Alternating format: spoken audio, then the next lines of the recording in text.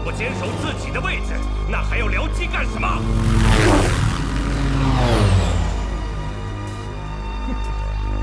不要去东亚线，马上回到你位置上去，马上回到你位置上去。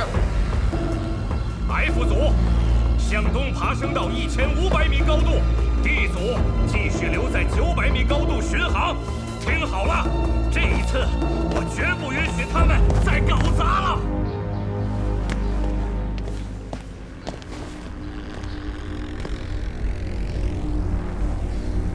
上校，毛将军，你来的正是时候。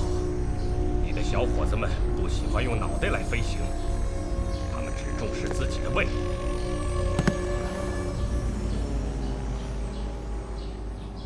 到底怎么回事？上校，你要去南京。周云天，好，从明天开始接替上校的职务。老师走了，教学依然进行。是。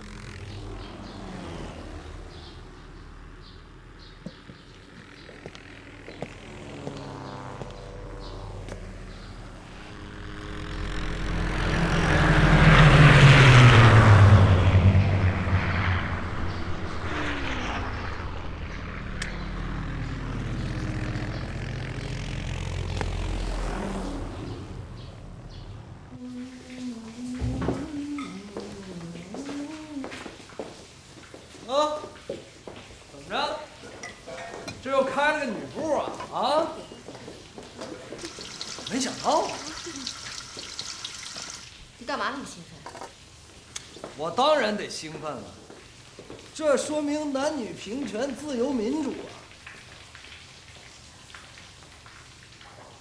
别一副施舍的口气，光你们流汗吗？气象员、电报员有一个洗澡的地方，跟自由民主有关系吗？我说有关系了吗？你口气里有了。哎呀，我无知了。哎，这前几天你不是给我们上课讲日本文化来着吗？你也给咱讲讲这日本的洗浴文化呗。我怎么听说这小日本的洗澡，男女在一块儿搓呀？我跟你说，刘长林，刘爷，别太轻佻了，你还真得好好了解一下日本人的洗浴文化。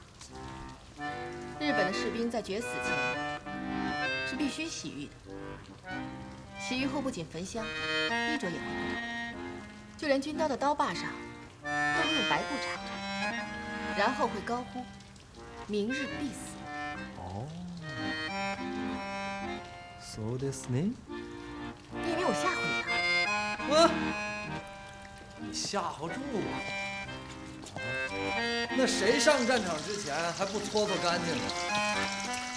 但是要是我就不喊明日必死，知道为什么吗？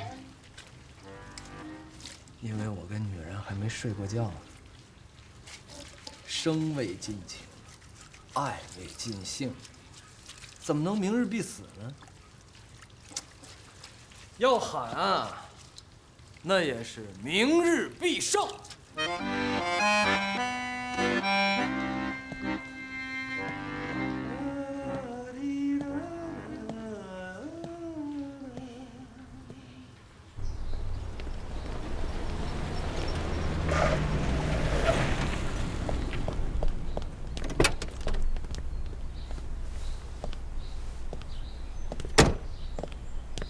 委座到了吗？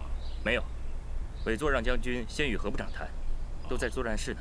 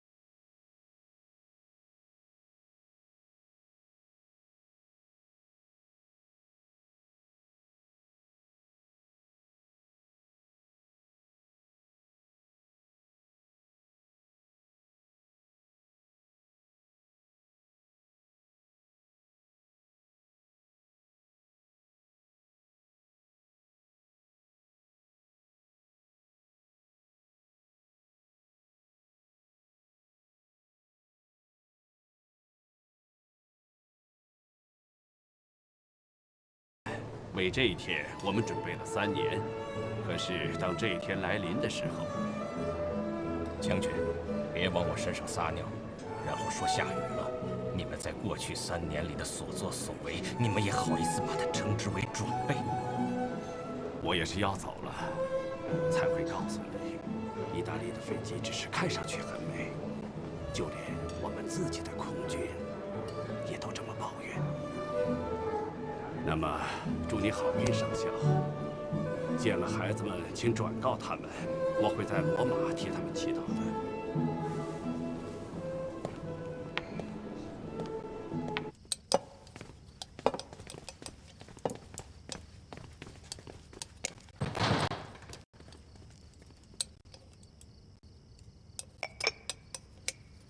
委屈诸位了。委员长在等着会议的记录。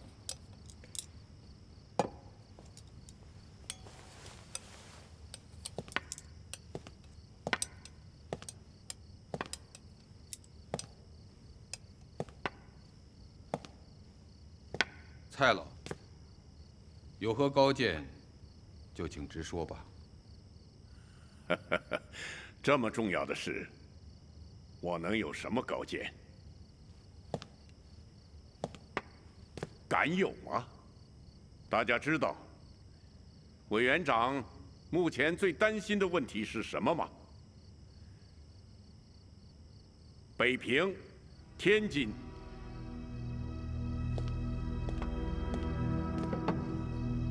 天津失守，继而就是河北，敌人由河北进山西，跨过黄河，由陕北下四川，进而进攻云南、贵州。怎么，还没看出来吗？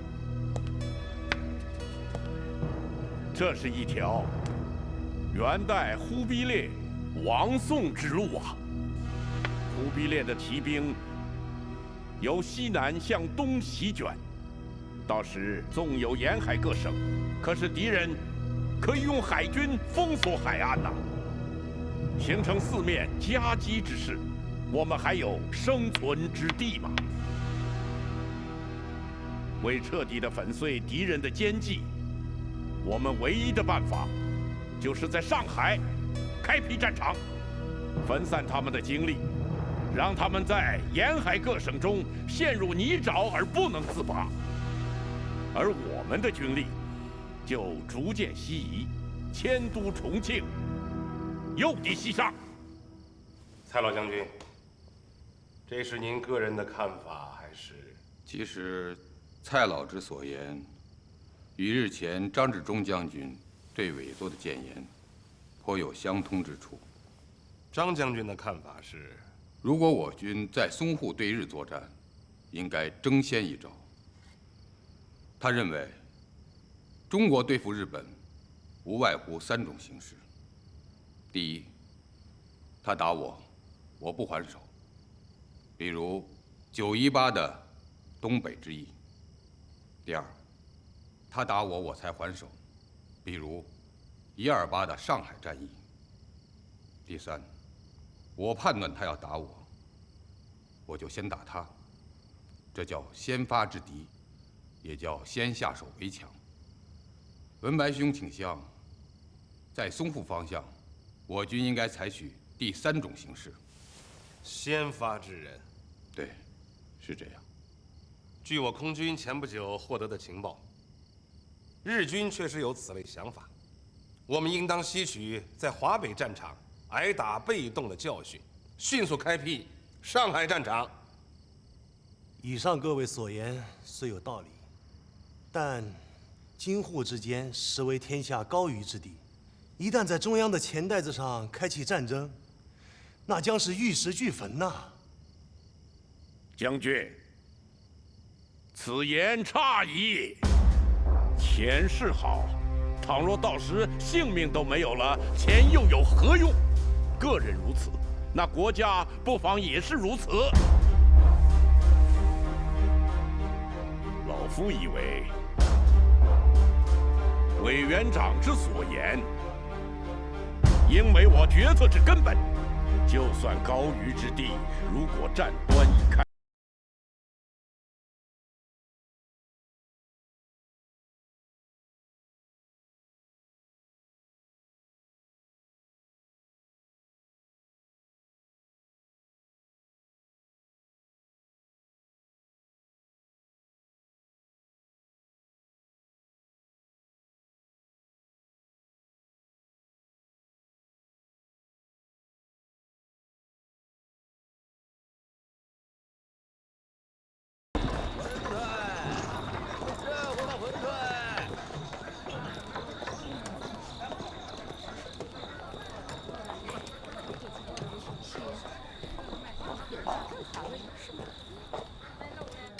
哎，客官，里边请啊！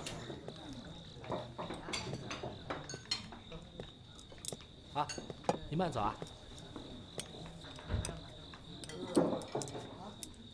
小二，来一个虾仁汤饺，一个桂花藕粉。好嘞。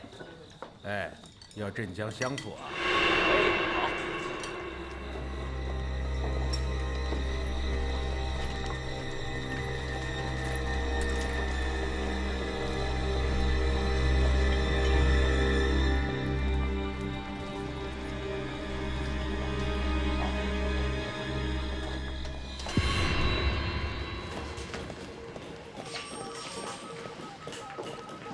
朋友，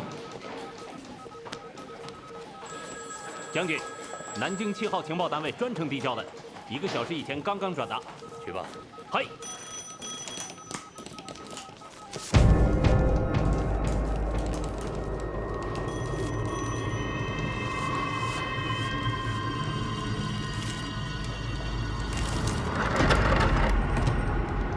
给我见长谷司令。是的，楚云号已经回到了吴淞，立刻给我接通。我有重要情报向司令官汇报。司令官，是您叫我吗？孙车军，你来看看这份情报。看上去像是一份会议记录。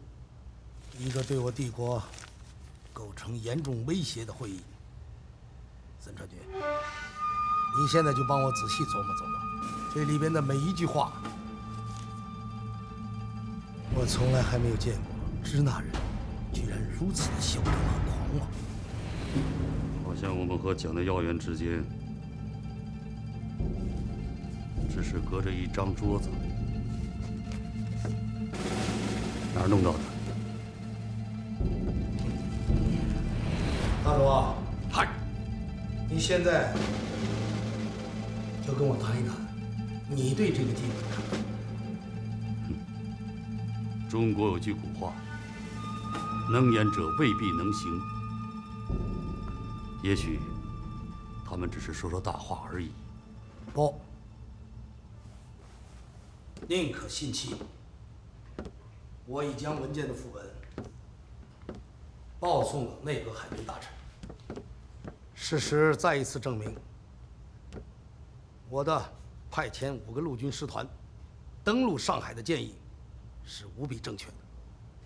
只有这样，我们才能以迅雷不及掩耳之势，一剑封喉，逼迫支那人在南京城下向我们投降。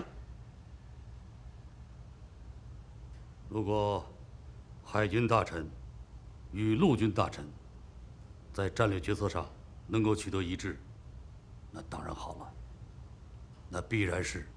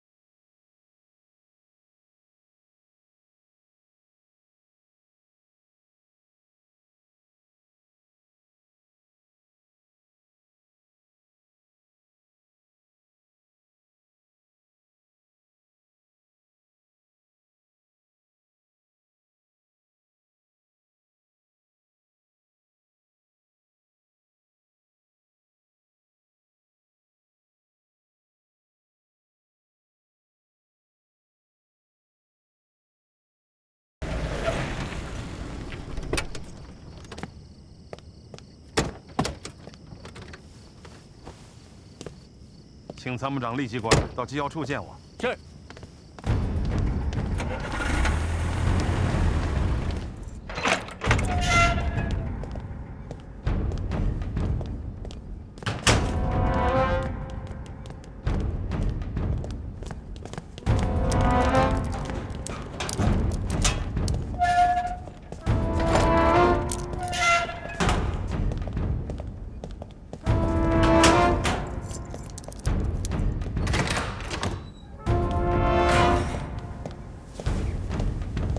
司令官。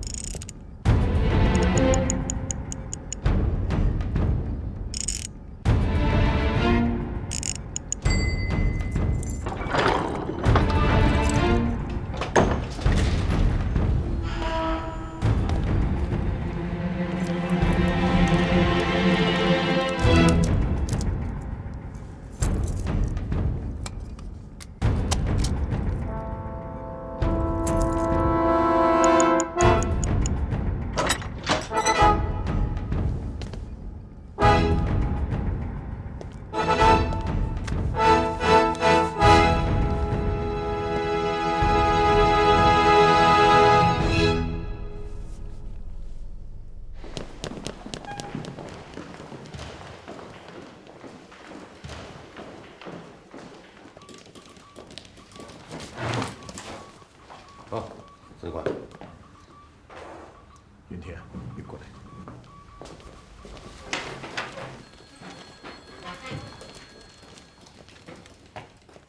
南京方面已正式的启用空军国防作战计划。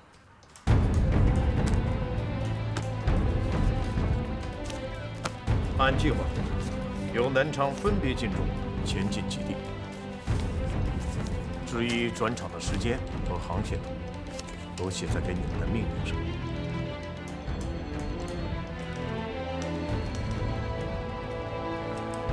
明天，切记我一句话，一定要做好各项准备工作。将士一令，而军破生死。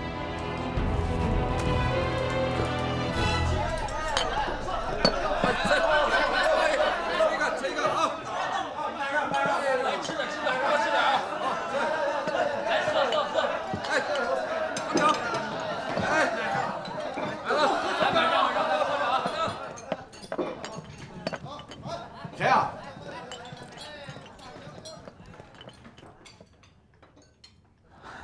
一看就知道是你少平组的局啊！把我的人全带过来了。有谁呀？人不多，就3桌。3大队、4大队的，还有5大队的，都有。少平啊，有句话我想跟你说一下。从明天开始呢，就算进入战争状态了。这帮兄弟一走，很多人就回不来了。我们走了以后，一定要到各家去经常看看，看大家有什么困难，尽量帮一帮。需要钱就尽量给。我跟刘守处呢已经说好了，一切责任我来负。丈夫在前方打仗，总不能亏待老婆孩子吧？放心吧。稍后点，别跟他们说我来过了。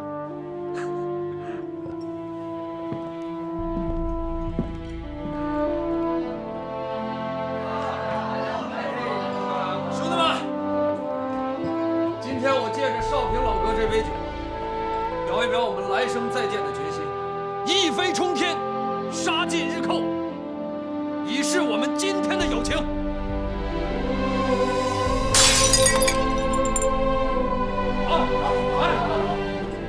一飞冲天，杀尽日本鬼子！拼吧！是师傅！不拼永远抬不起头啊！来，数这杯最痛快，干！干！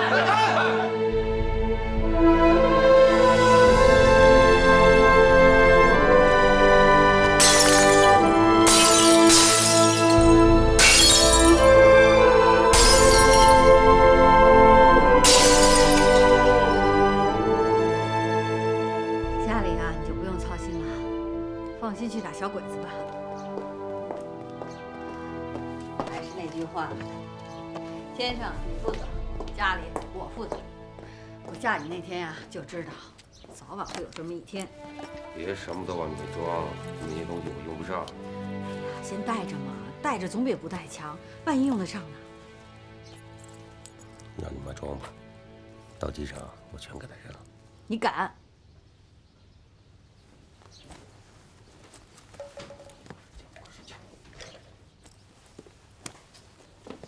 跟你说过多少次了，我是去打仗，不是去那游山玩水。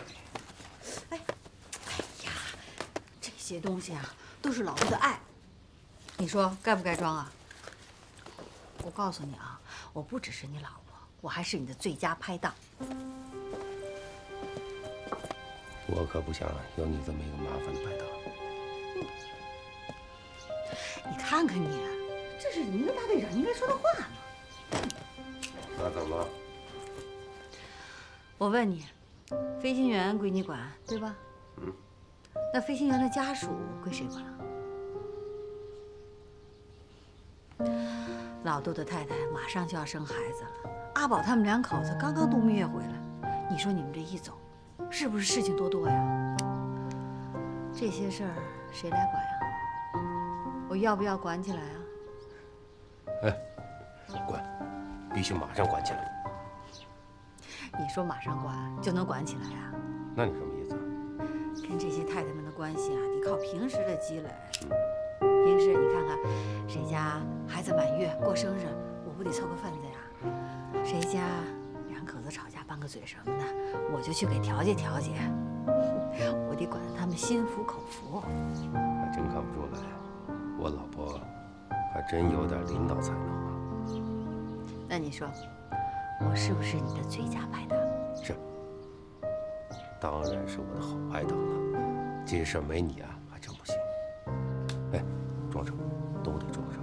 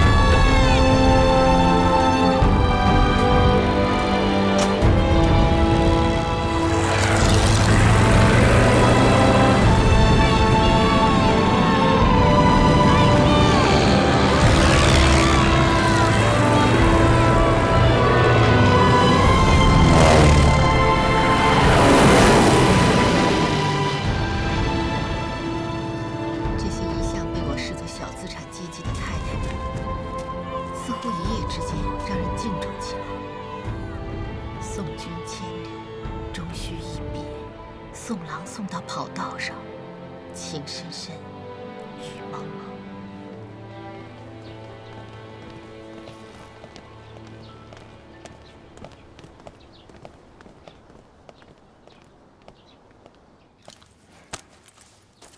1大队飞周口店，3大队飞南京，9大队老孟他们飞句容，我们5大队飞扬州啊！我们贼啊不明白啊，刘爷，这个仗要往哪里打呀？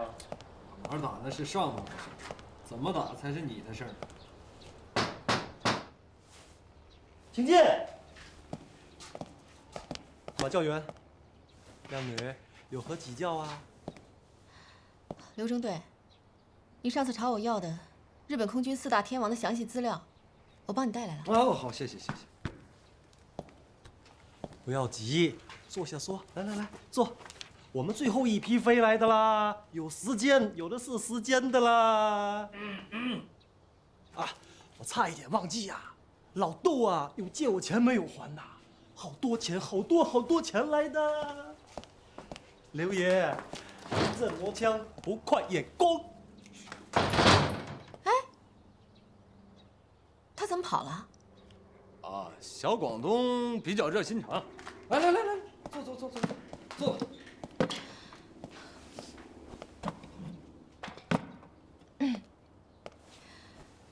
是这样，所谓的4大天王不过是妄称，实际的来历是日本陆军航空队和海军航空队每年都会对飞行员进行技术竞赛。你不用说，回头我自己看，这上面都有。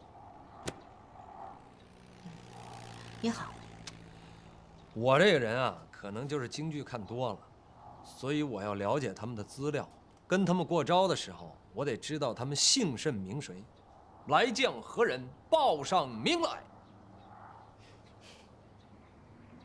哎，这什么东西啊？梅花啊，蓝色的梅花。干嘛用的？我跟高大作我们俩合计了，这个作为空军的功勋标志，谁打下来一架小鬼子的飞机，就在自己的飞机上画一朵梅花。行啊，连军功标志都给自己想好了，你就那么自信？人不自信，谁人信之啊？古代的英雄不都崇尚在万军之中取上将首级吗？我也是。也是。啊，对了，我刚从机场过来，原本我想马上就要打仗了，那些个娇滴滴的太太不得哭成泪人啊？可没有，他们坚强着呢。那个老杜的太太就说，如果再不让飞行员去打日本鬼子，就得变成疯子了。老杜太太，那小胖子，小胖子，人家不胖啊，那么娇小一个杭州女孩，你叫人小胖子啊？绰号嘛，飞行员太太每个人都有。哎，你想知道你的绰号吗？我也有绰号，叫什么？那你得保证你听了不生气。你说来听听。他们都叫你傻威呀。什么意思啊？嗨，意大利人给咱的那个轰炸机呀。亏你们想得出来。这种轰炸机呢，极易起火，所以飞行员都称它叫飞行棺材。你瞧瞧，你瞧瞧，你不说你不生气吗？就是一个玩笑，何必在意呢？再说了，这绰号又不难听。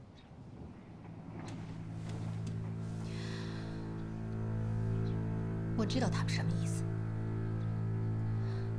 一点不错。2名爱我的飞行员都出事了，这绰号太恶毒了。你们怎么能这样呢？哎，我可不是这意思啊！这要是我的意思，我就摔死。行了，刘中队，你也不用这么指天誓日的。我以后躲着你们行不行？这下他们满意了吧？玩笑不能这么开，都是一块飞行过的兄弟。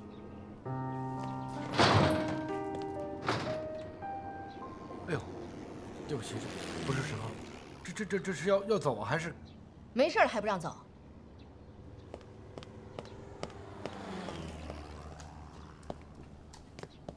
什么情况？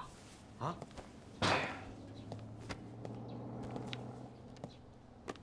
把人给怎么着了你？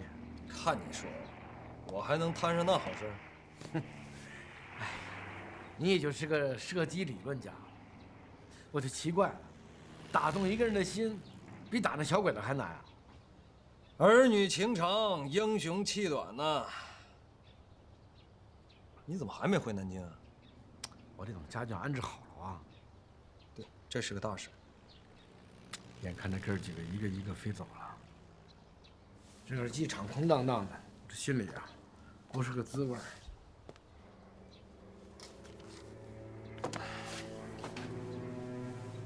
送你3句话吧：勇者不惧，智者不惑，仁者不忧。只要咱们敢拼，就能名垂青史。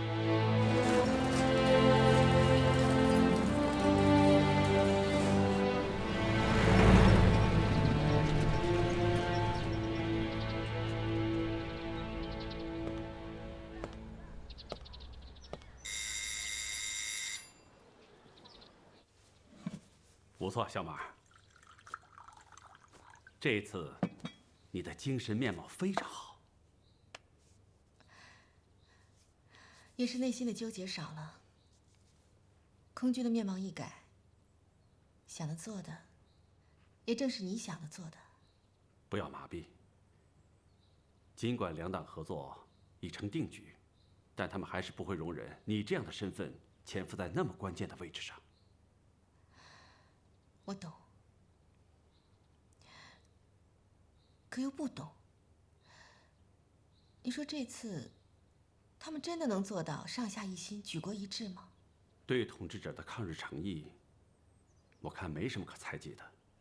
全民族的觉醒，潮流所向，谁能阻挡？对，是这个道理。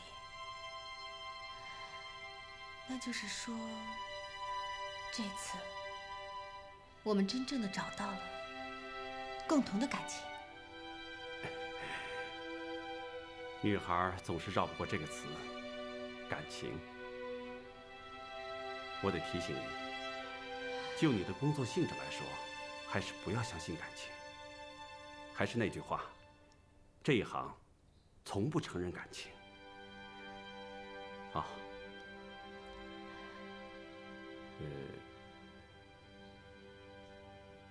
你们找到对付日本海军密码的方法了吗？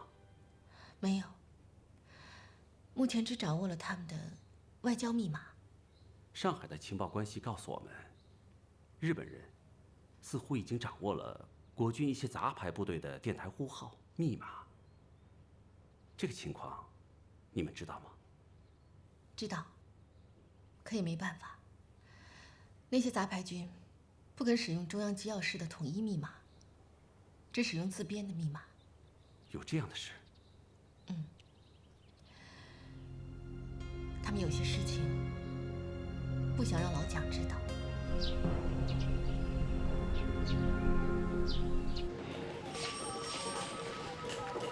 将军，我们刚刚破译了支那陆军保安第9旅的电报，他们刚刚接到南京命令，让他们进驻第88师和第87师的营房驻地。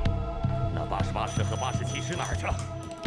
这2个师可是支那精锐中的精锐。电报上说，这2个师已经进入了苏州、长宁。他们是往上海来了。马上把情况报告给舰队司令官。嗨。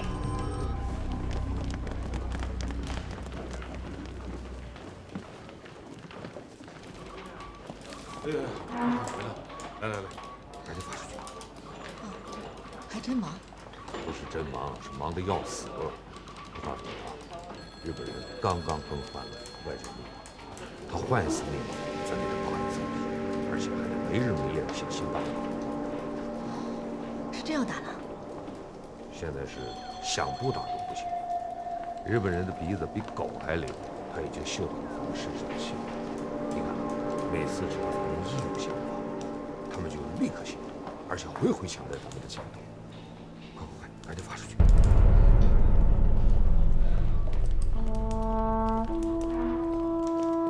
这是国军在1937年破译的最重要的日本外交电报，全文如下：日本驻上海、长沙、广州、汉口领事馆，经我驻沪、陆、海、外3方乘出云号旗舰到吴淞口开会，已作出决定，敕令在华各领事馆立即烧毁各种密码电报本。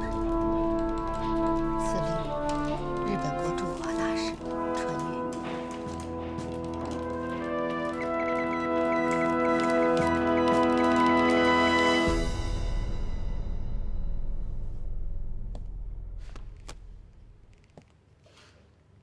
看来，日本要对我发动全面战争了。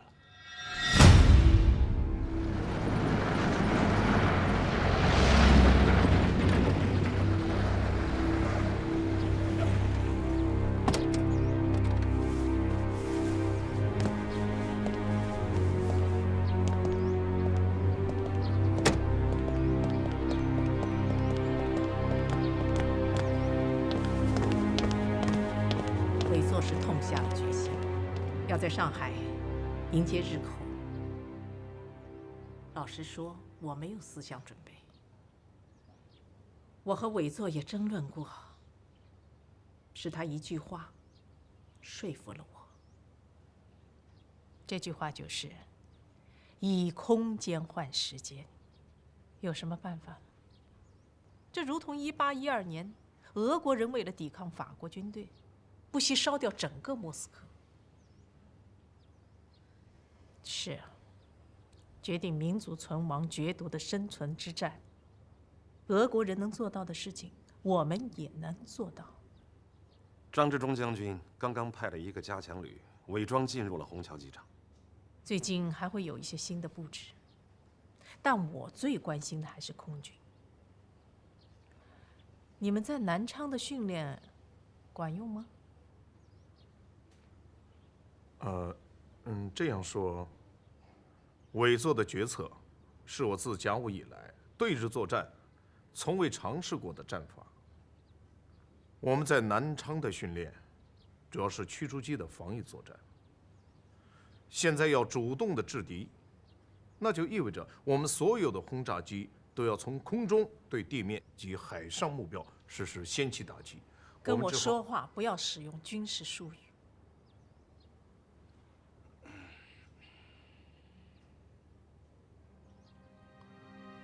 是。我听你们的意思，你们的训练和委座的设想没有想到一块儿去，是不是？作战计划我们早有预料，只不过空军的计划是要在上海方向控制制空权。又说军事术语。现在陆军让我们把重点放在地面配合。是的，是的，我早就说过了，我是外行，军事方面的事儿，你们和委员长定。大千世界，法无定法，无法法也，军事也是一样，要能适应变化。司令官，如果我们说服不了夫人，您知道，我们将面临什么样一种情境？参照参谋总部对我们空军的要求，我们的轰炸机不仅要载弹进行轰炸，甚至连我们的驱逐机、强击机，甚至是侦察机，也要装弹对地面进行攻击。平素我们的轰炸机都很难投中目标，这一下子又来了那么多新的姑娘。天哪，没底儿啊！不但你心里没底，我也没底，整个空军都没底。我看啊，就连日本人也未必心里有底。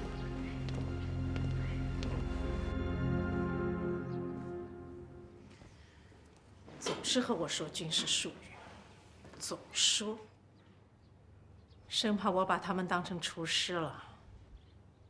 将军们都习惯了。习惯。陈纳德上校从不和我说军语，人家也有习惯，也是职业军人。依我看，任何学问，深入浅出都难。陈纳德上校就善于深入浅出，所以呀，他能和委员长说到一块儿去。既然这样，您为什么不把上校留下来呢？难道您真的想放他回美国？我们和人家订了3个月的合同，按照平常是可以续约的。可现在要打仗，而且是恶仗，现在留人不厚道啊！